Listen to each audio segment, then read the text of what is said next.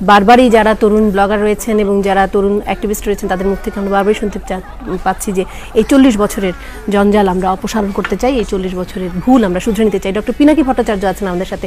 Doctor Pinaki Bhattacharya, নিশ্চয়ই আপনি শুনছেন এতক্ষণ যে আমরা আলোচনা করছিলাম, আপনি যদি একটু যোগ করেন যে এই মুহূর্তে কিভাবে এই প্রক্রিয়াকে প্রায়োগিক দিকে নিয়ে যাওয়া যায়।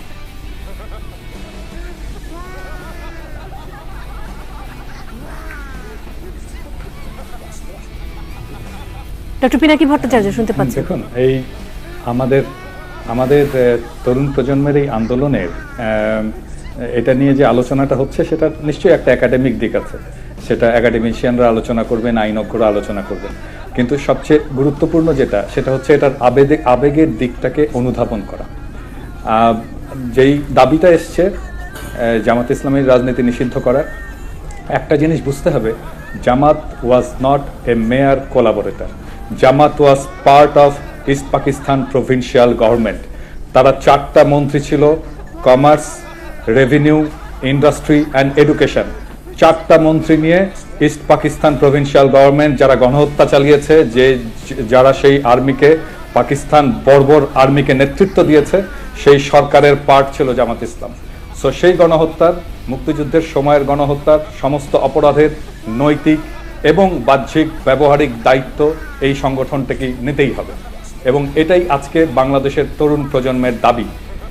শুধুমাত্র রাজাকারি করা, শুধুমাত্র আল বদর আল শামস বাহিনী গঠন করাই নয়, এই পাকিস্তানি বাহিনীর সমস্ত অন্যায়, সমস্ত অনাচার, সমস্ত বর্বরতা, সমস্ত গণহত্যার সমান পরিমাণে দায়ভার এই রাজনৈতিক দলটির আছে এবং তাদেরকে সেটা নিতে হবে। ডক্টর পিনাকি ভট্টাচার্য, অনেক ধন্যবাদ আপনাকে। আমি এই প্রসঙ্গে আরো একবার আসবো, তার সাথে আরো অনেক বিষয় রয়েছে। ডক্টর পিনাকি ভট্টাচার্য, একটু শুনে নিয়ে উনি কি বলছেন। ডক্টর পিনাকি ভট্টাচার্য, আমি নিশ্চয়ই আপনি আমার কথা শুনতে পাচ্ছেন। আপনি যদি শুনতে পান, আমি যে প্রশ্নটি করেছি যে 71 মঞ্চ, দুঃখিত, গণজাগরণ মঞ্চের যে আহ্বান, সেই আহ্বানকে বাংলাদেশ জাতীয়তাবাদী দল যেভাবে দেখছে, সেটিকে আপনারা কি মনে করেন? দেখুন, ব্যারিস্টার মহোদয়ের উত্তরে আমি কিঞ্চিত হতাশ। আসলে আপনি যে প্রশ্নটি করেছিলেন ব্যারিস্টার মহোদয়ের কাছ থেকে, আমি এটার একটা স্পষ্ট উত্তর শুনতে চাচ্ছিলাম। আমার মনে হয় অনুষ্ঠান যারা দেখছেন তারা সবাই এটার প্রশ্নে একটা স্পষ্ট উত্তর শুনতে চেয়েছিলাম, কিন্তু উনি তো আইনজীবী মানুষ, উনি কথার মারপ্যাচ দেন আর কি, এবং দিয়ে মূল প্রসঙ্গ বাদ দিয়ে উনি আর একটা দৃষ্টি ঘুরিয়েছেন। আমরা যেটা দেখেছি, দেখেন, বিএনপির ভেতরে একটা এভলিউশন হয়েছে। প্রথম যখন গণজাগরণ মঞ্চ শুরু হলো, সেই সময় নানা ধরনের কথা বলা হয়েছে যেটা আমাদেরকে আহত করেছে, আমাদের তরুণ প্রজন্মকে ব্যাপকভাবে, ভীষণভাবে আহত করেছে। বলা হয়েছে এটা একটা সাজানো নাটক, বলা হয়েছে তুমি সর্প হইয়া দংশন করো, ওঝা হইয়া ঝাড়ো। এই ধরনের কথাবার্তা শুনে আমরা আহত হয়েছি এবং আমরা বিক্ষুব্ধ হয়েছি।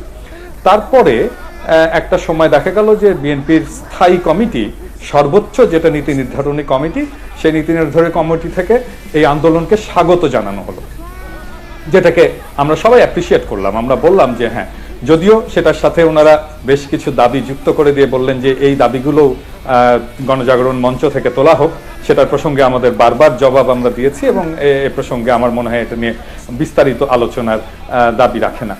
কিন্তু তারপরে দেখেন, এই শীর্ষ নেতৃত্ব থেকে যেই ইয়েটা আসলো, ঘোষণাটা আসলো স্বাগত জানিয়ে, তারপরেও কিন্তু নানা ধরনের কথাবার্তা বলা কিন্তু শেষ হলো না। তবে একটা জিনিস আমরা দেখেছি যেটাকে ডেফিনেটলি আমরা পজিটিভ ভাবে নিতে পারি, সেটা হচ্ছে যে বিএনপি যতগুলো জামাত ইসলামী হরতাল ডেকেছে, সবগুলো হরতালে বিএনপি নৈতিক সমর্থন দিয়েছে। গতকালকের হরতালে কোনো নৈতিক সমর্থন আসেনি, যেটাকে আমরা অবশ্যই পজিটিভ বলবো, এবং এটা সবাই পজিটিভ বলবে। 18 দলের একটি জনসভা ছিল, সেই জনসভা বাতিল করেছে বিএনপি। আমরা আরো অনেক পজিটিভ এভলিউশনের অপেক্ষায় আছি। ডক্টর পিনাকি ভট্টাচার্য, অনেক ধন্যবাদ আপনাকে। বুড়া তো বুদ্ধি নাই।